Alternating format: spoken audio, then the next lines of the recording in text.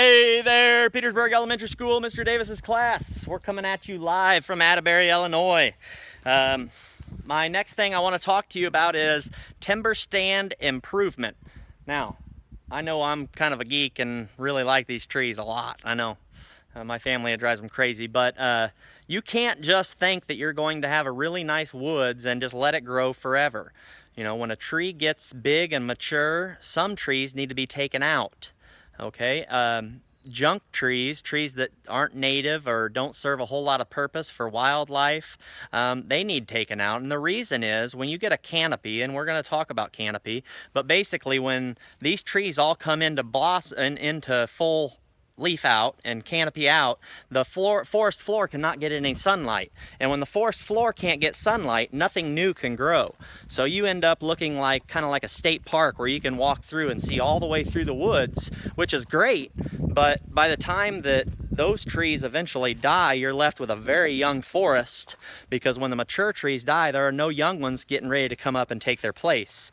In this woods, you can see we had it logged, and we had somebody come in here and cut the walnut out. And walnut isn't one of my favorite trees. It actually puts off a poison into the ground that doesn't allow anything else around it to grow.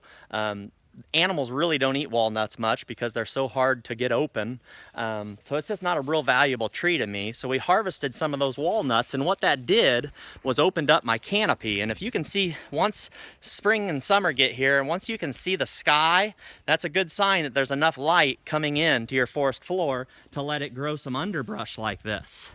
Now, if you really are obsessed like I am, you'll come through and you'll look for the good trees, and you'll take care of them and let them grow, and then get rid of the bad trees that serve no purpose or aren't native.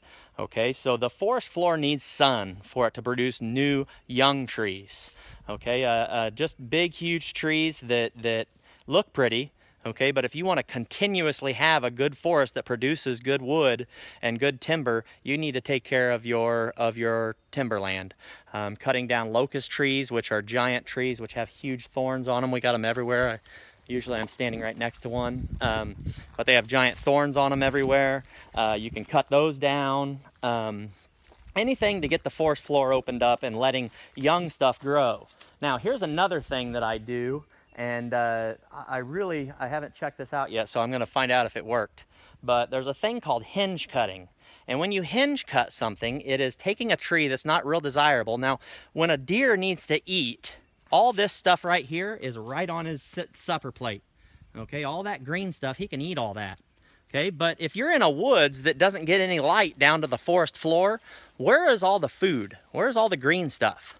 All the way up there at the top of the trees once it turns green. It's all up there. A deer is at the most 4 or 5 feet tall to the top of their head. They can't reach up 60 feet in the air and get branches off there. So you hinge cut it, and you cut basically just halfway through the tree and let it fall. And as long as this is the hinge stays intact, this tree will still live.